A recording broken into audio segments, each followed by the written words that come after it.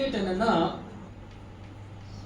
இருக்கப்பட்டவனுக்கு human ரைட்ஸும் இந்த துறை தான் பேசணும்.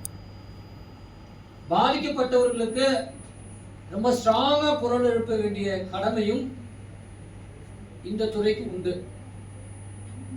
மனிதர்களுக்கு மாத்திரமல்ல, நம்மை சுற்றி இருக்கக்கூடிய விலங்குகள், பயிரினங்கள், பேசும் பேசா உயிரினங்கள், இவை எந்த இதுக்கு பாதிப்பு ஏற்பட்டாலும் அவர்களை பாதுகாப்பதும், அவர்களுக்காக குரல் எழுப்புவதும், அவர்களின் உரிமையை பேணி காப்பதும் கூட மனித உரிமை சட்டங்களில் மனித உரிமை துறையினுடைய கடமையாகும்.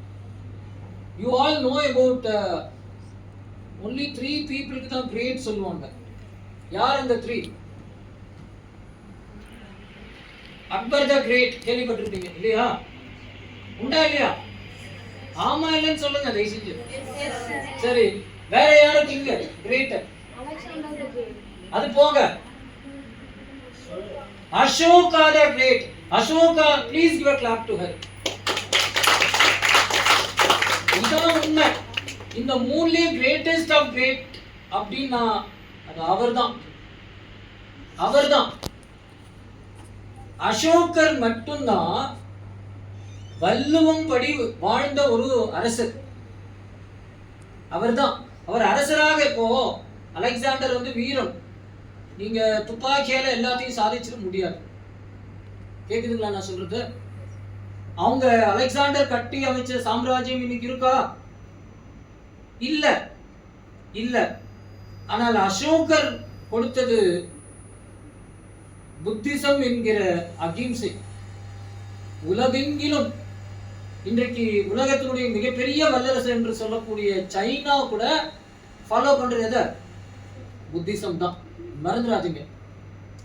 அவர் இந்த புத்திசம் சொல்லக்கூடிய மிகப்பெரிய கருத்து என்னன்னு கேட்டீங்கன்னா,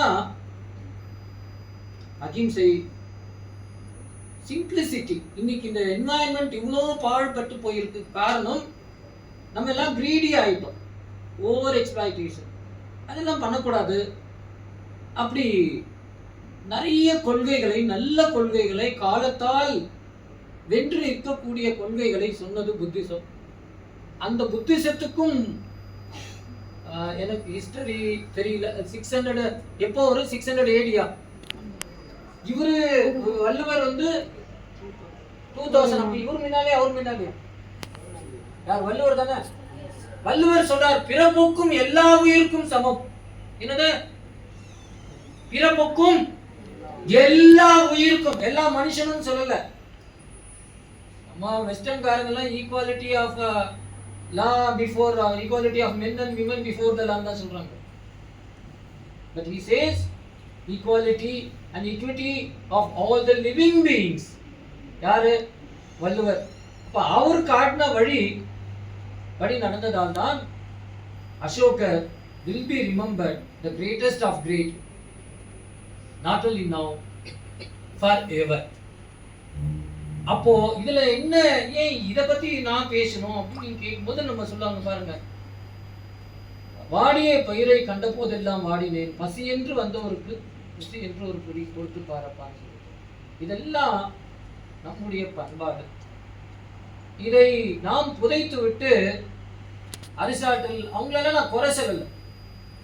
யாராவது ஒரு பிரிட்டிஷ்ல இருக்கிற ஒரு லார்டு அவர் சொன்னாரு, யூஎஸ்ல இருக்கிற இவர் சொன்னார்ன்றதுல நம்ம பெருமை அடைகிறோம். அது தவறு என்று சொல்லவில்லை. ஆனால் அவர்களை காட்டிலும் நம் தமிழ் முன்னோர்கள் மிகச்சிறந்த பாதையை காட்டி சென்றிருக்கிறார்கள். அந்த பாதையினை மறுபடியும் உங்களுக்கு இந்த தலைமுறைக்கு அறிமுகப்படுத்தி அந்த வழியிலே வழிநடத்த வேண்டியது எங்கள் துறையின் கடமையாக நாங்கள் நினைக்கிறோம். இப்போ அப்படி பண்ண பெரிய பர்சனாலிட்டிஸ்ல, அதாவது குறிப்பா சமத்துவத்துக்காக, சமத்துவம், சகோதரத்துவம், இன்னொன்று என்னது, சுதந்திரமா, 3 கோட்பாடு பிரெஞ்சு ரெவல்யூஷன் சொல்லுவாங்க. இங்க பக்கத்து நாட்டு நேபாளில் மிகப்பெரிய புரட்சி நடப்பதை நீங்கள் பார்த்திருப்பீர்கள். இந்த புரட்சி வராமல் இருப்பதற்கு பங்களித்தவர்கள் இந்த நாட்டில் மிகப்பெரிய மிகப்பெரிய தூண்கள் இருவர்னு சொல்லலாம். ஒருவர் அதாவது புரட்சி செய்த புரட்சியாளர் அவர் அம்பேத்கர். அகிம்சை வழியிலே புரட்சி செய்தவர் அண்ணல் காந்தி. நான் எப்பொழுதும் சொல்வேன், என்னுடைய நண்பர் டாக்டர் ஜெய்சங்கர் இந்த இருவருடைய நற்பண்புகளை ஒன்றாக பெற்ற ஒரு நல்ல மனிதர். உண்மையிலேயே ஒரு மிக்க நன்றி.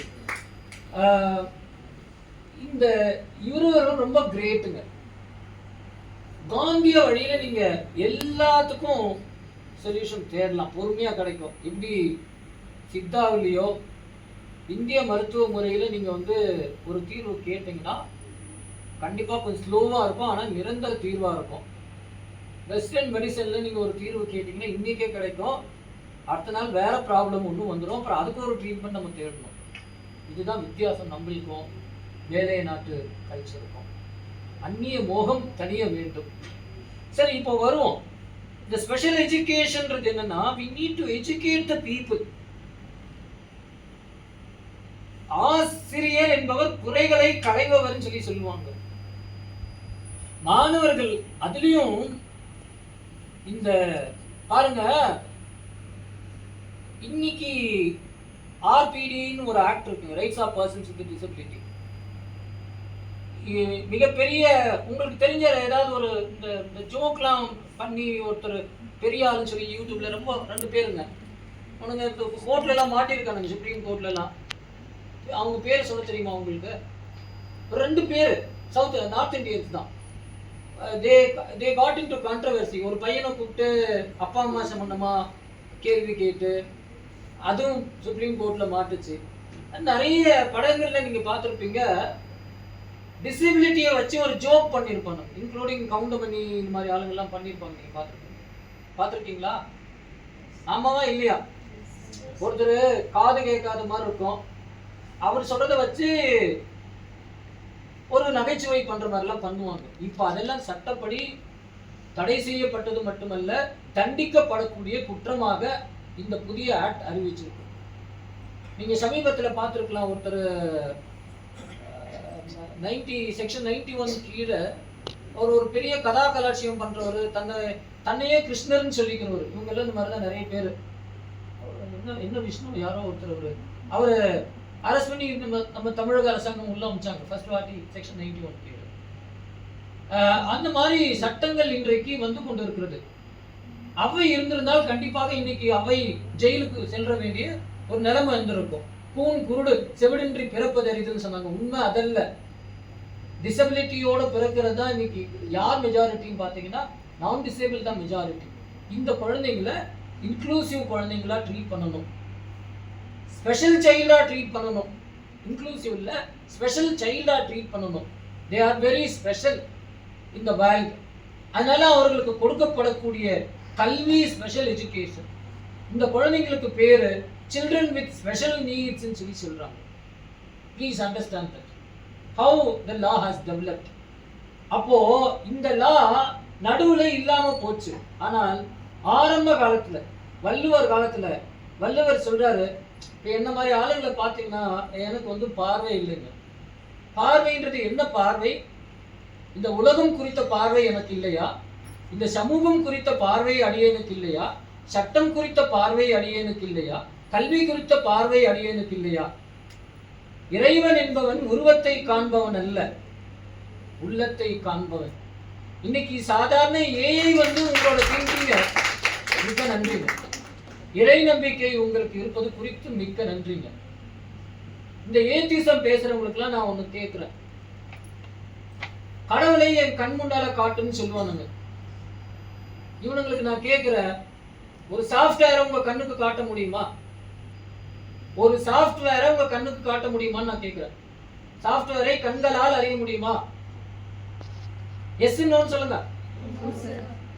இன்னைக்கு ஏஐ இருக்கு. ஏஐ என்பது ஒரு தொழில்நுட்பம். இந்த ஏஐயால் வரக்கூடிய ப்ராடக்டை நீங்க பார்க்கலாமா? சர்வீசஸ் நம்மளால உணர முடியும். என் கண்ணு காட்டு, அப்பதான் இருக்கிறதா நான் நம்புவேன்னு சொன்னா ஒத்துப்பீங்களா? இல்ல. அதே மாதிரிதான் இவர்களிடம் கடவுள் தன்மை என்பது ஒன்று இருந்தால் அவர்கள் அப்படி பேச மாட்டார்கள். அப்போ எங்கே பாருங்க, இல்லாத இடம் தேடி செல்வான் அவன் தான் இறைவன் வாங்க. ஏன் தெரியுமா? அதான் மனித உரிமைகளுக்கும் பணக்காரங்க பக்கம் இருக்கிறவங்க இல்ல, யாரிடம் ஒன்று இல்லையோ அவர்களிடம் தான் இறைவன் துணையாக நிற்பவன். ஆகையால் தான் இப்போ இருக்கிற சர்க்கார் என்ன சொல்றாங்க, நம்ம தமிழக சர்க்கார் வந்து இவர்களை மாற்றுத்திறனாளிகள் என்றும், மத்திய அரசாங்கம் வந்து டிவைனிட்டின்னு சொல்ல பொருள்படும்படியாக திவ்யாஞ்சன் அப்படின்னு சொல்றாங்க. சொல்றது என்ன வேணாலும் சொல்லுங்க, நாமன்கிளேச்சர்ல உண்மையிலேயே ரெஸ்பெக்ட்ன்றது மனசார வரணுங்க. நீங்க ஒரு பாட்டு கேட்டிருப்பீங்க பழைய காலத்துல, தங்கத்திலே ஒரு குறை இருந்தாலும் தரத்தில் குறைவதுண்டா. ஆகையினால நான் உங்களுடைய அடியேன் வந்து எனக்கு நான் சொல்றது கர்வத்தோடைய அடையாளமாக என் தமிழ் பண்பாடு சொல்லி கொடுக்கிறது. அடியேனுக்கு பொறுத்த வரைக்கும் உங்களுடைய பேராசிரியர்ன்றது நான் எப்படி சொல்றதுங்க, பல விருதுகள் வாங்கியிருக்கோங்க. 2 தேசிய விருதுகள் குடியரசுத் தலைவருடைய கடமையில் இருந்து. இதெல்லாம் இந்த டிசபிலிட்டியால இல்லைங்க, பல துறையில, அது சுற்றுச்சூழல் துறையாக இருக்கட்டும், எத்தனையோ துறைகள்ல முத்திரை பதித்திருக்கிறோம். ஒரு சட்ட நிபுணராக, ஒரு இந்தியனாக, பன்னாட்டு அரங்கிலே. இதுக்கெல்லாம் காரணம் அடியனுக்கு கிடைத்த கல்வி. ஒருவனுக்கு கல்வி இருந்து விட்டால், தரமான கல்வி இருந்து விட்டால் அவனுக்கு எதுவுமே தேவையில்லைங்க, எதுவுமே தேவையில்லை. ஒரு கிராமத்துல ஒரு சாதாரண விவசாய குடும்பத்துல பிறந்து சட்ட கல்வியில சட்ட என்ட்ரன்ஸ்ல வந்து டாப்பர், எதுல எடுத்துக்கோங்க, consistent topper in all my academic activity. இது எதனால முடிஞ்சதுன்னா எஜுகேஷனால தான் முடிஞ்சது. இந்த குழந்தைங்களை நீங்க வந்து சாதாரண பள்ளியில ஹோம் பேஸ்ட் லேர்னிங் சிஸ்டம்னு ஒன்று இருக்கு, இது நான் உங்களுக்கு சொல்லணும். சில குழந்தைங்களால ஸ்கூலுக்கு போக முடியாது, ஸ்கூல் அவர்களை தேடி வரும். ஸ்கூல்ல அவங்க போய் இந்த குழந்தைங்க இருக்கிற வீட்டுக்கே சொல்லி கொடுத்துட்டு வருவாங்க. இப்ப சொல்றாங்க இல்லம் தேடி கல்வின்ட்டு. நல்லா இருக்கிற உங்களுக்கு நான் சொல்றது கேக்குதுங்களா? இல்லம் தேடி எந்த அளவுக்கு கல்வி வருதுன்னு எனக்கு தெரியுதுங்க. இங்க நீங்க வந்திருக்கீங்க இல்லையா? எல்லாரும் எதுக்கு வந்திருக்கீங்க? எதுக்கே வந்திருக்கீங்க? படிக்க வந்திருக்கிற இடத்துல உண்மையிலே நம்மளால படிப்பை மாத்திரம் சிறப்பாக செய்ய முடிகிறதா? மற்றதெல்லாம் அப்புறம். சற்றே எண்ணி பாருங்கள், உண்மையாக உங்கள் மனதை தொட்டு சொல்லுங்கள். இல்லை என்கிற பதில் தான் வரும். சிறப்பாக படிக்கின்ற சூழலையும் படிக்கின்ற ஒரு நிலையையும் ஏற்படுத்தி இருக்கின்றோமா என்றால் இல்லை என்றுதான் வரும். அந்த ஒரு காலத்துல ரொம்ப சிறப்பா இயங்கிய பள்ளி, ஆகையால் தான் இதனை சீர்மிகு சட்டப்பள்ளி என்று பெயரிட்டார்கள். நான் நெகட்டிவா பேச விரும்பல. சீரும் சிறப்போடும் இருக்க வேண்டும் என்றால் நீங்கள் ஒவ்வொருவரும் சிறப்பாக கற்க வேண்டும். அந்த சிறப்பாக கற்கணும்னா இன்னைக்கு சட்டத்துல பல ரோல் இருக்கு. நீங்க எவிடன்ஸ் அட்மினிஸ்ட்ரேஷன் பண்ணணும். போலீஸ்ல சமீபத்துல உங்களுக்கு ஒன்று சொல்றேன், ஒருத்தருக்கு சார்ஜ் ஷீட் வந்து பிரெயில்ல கொடுக்கலன்றதுக்காக the entire case has been set aside. கேக்குதா நான் சொல்றது உங்களுக்கு? ரைட்டா? இங்க உங்களோட படிக்கின்ற நண்பர்கள் இருப்பார்கள், அவர்களுக்கு விழித்திறன் குறைபாடு இருக்கலாம், செவித்திறன் குறைபாடு இருக்கலாம். அதற்கு தேவையான வகையில அவங்களுக்கு புரிகின்ற வகையில பயன்படுத்தக்கூடிய வகையில ஸ்டடி மெட்டீரியல்ஸ் கொடுக்க வேண்டியது, தேவையான இன்ஃப்ராஸ்ட்ரக்சரை பண்ணி கொடுக்க வேண்டியது கடமை. அது ஏதோ சேரிட்டி அல்ல. ஆனால் இந்த கடமையை எவ்வளவு தூரம் இந்த நிறுவனம் நிறைவேற்றி இருக்கிறது, சமூகம் நிறைவேற்றி இருக்கிறது, அரசாங்கம் நிறைவேற்றி இருக்கிறது என்கின்ற வினாவுக்கான விடையினை நான் உங்களிடம் விட்டு விடுகிறேன். நான் அது குறித்து அடியேன் அது குறித்து சொல்வது சிறப்பாக இருக்காது. ஆனால் அவற்றை எல்லாம் தாண்டி கன்ஸ்ட்ரெயின்ஸ் 1000 இருக்கலாம், அதெல்லாம் தாண்டி வர்றதுதான் வெற்றின்றது. அப்படி வெற்றி பெறுவதற்கு சிறப்பு எஜுகேஷன் என்பது அவசியம். அட்மினிஸ்ட்ரேட்டராக, இன்டர்பிரேட்டராக, ஈவன் ஜட்ஜஸாக இன்னைக்கு இருக்காங்க, பல மாற்றுத்திறனாளிகள் இருக்காங்க. இன்னைக்கு விட்னஸ்ல இருந்துங்க எல்லாத்தையுமே சைன் லாங்குவேஜ் இன்டர்பிரேட்டர்ல இருந்து இப்போ நீங்க வந்து வீடியோ ஆடியோ பண்ணணும்னு சொல்றாங்க. ஒரு போலீஸ் வந்து என்கொயரி பண்றாருன்னா இதுக்கு ஏத்த மாதிரி இருக்கணும்னு சொல்லிட்டு எதுக்காக நான் உங்களுக்கு சொல்றேன்னா, நீங்க சட்டம் படிக்கிறீங்க, அப்போ உங்களுக்கு இந்த துறையில, இந்த ஸ்பெஷல் எஜுகேஷன்ல உங்களுக்கு ஒரு மினிமம் எக்ஸ்பர்டீஸ் இருந்தால் சிறப்பாக இது போன்றவர்களுக்கு நீதியினை தேடி தரக்கூடிய நல் வாய்ப்பினை நீங்கள் பெற முடியும். Please you can. அந்த மாதிரி இருக்கிறவங்களுக்கு நீங்க ஒரு சிறப்பான லாயரா நீங்க பிற்காலத்துல வரணுன்றதுக்காக தான். ஏன்னா அனைவருக்கும் நீதி தேடி தருவது நம்முடைய கடமை. இது போன்ற பாதிக்கப்பட்டவர்களுக்கு அவர்களுக்கு உகந்த வகையில் சிறப்பான நீதி தேடி தருவதில் இந்த ஜர்னியில, இந்த பயணத்தில் நீங்களும் கரம் கோர்த்து வெற்றி நடை போடுங்கள் என்று உங்கள் அனைவரையும் வரவேற்று அதற்கு உறுதுணையாக இருக்கும் வண்ணத்திலே இந்த சப்ஜெக்ட் எங்ககிட்ட ஒரு பேப்பர் இருக்கு, டிசபிலிட்டி ரைட்ஸ், மனித உரிமைகள் துறைகள். அவர்களுக்கு மாத்திரம் கொடுத்தால் பத்தாது, மற்ற குழந்தைகளுக்கும் சொல்லுங்கள் என்று டாக்டர் ஜெய்சங்கர் அவர்கள் சொன்னதுனால நம்ம யூஜி குழந்தைங்களுக்கு நம்ம சொல்லணும். குறிப்பா குழந்தை ஜிஷா அவரோடு பணியாற்றுகின்ற அனைத்து நண்பர்களுக்கும் என்னுடைய மனமார்ந்த நன்றியினையும் பாராட்டுகளையும் தெரிவித்துக் பருவத்திலேயே இவங்களுக்கு வந்து இவ்வளோ ஒரு நல்ல அவேர்னஸ். ஆக்சுவலி அவங்க அக்கா அங்க படிக்கிறாங்க, அவங்களும் நம்ம ரொம்ப ஹார்ட் ஒர்க்கர், இந்த துறையில நல்ல டாப்பர்னு சொல்லுவாங்க. நல்ல அனைத்து வகையிலும் ஜெருஷான்னு சொல்லிட்டு எல்லா வகையிலும் ஒரு பாராட்டு நீங்க தாராளமா தெரிவிக்கலாம். அது போக எங்களுடைய பேராசிரியர் பெருமக்கள், எங்கள் துறையை சார்ந்தவர்கள் வந்திருக்கிறார்கள். விஜயலட்சுமி மேடம் வந்திருக்காங்கன்னு நினைக்கிறேன். அவங்களோட துறை மாணவர்கள். ஏன்னா உங்களுக்கு அட்மினிஸ்ட்ரேஷன் ஆஃப் ஜஸ்டிஸ்ல நல்ல ரோல் இருக்குங்க, ஸ்பெஷல் எஜுகேஷன். அப்புறம் வேற யாரெல்லாம் வந்திருக்கீங்களோ உங்க எல்லோருக்கும் இந்த ஜேர்னியில பங்கெடுத்துக் கொள்ள போகிறீர்கள் என்பதற்கான வாழ்த்துக்களை தெரிவித்து இறைவனுக்கு நன்றி தெரிவித்து ஜெய்ஹிந்த் என கூறி விடைபெறுகிறேன். தேங்க்யூ. ஜெய்.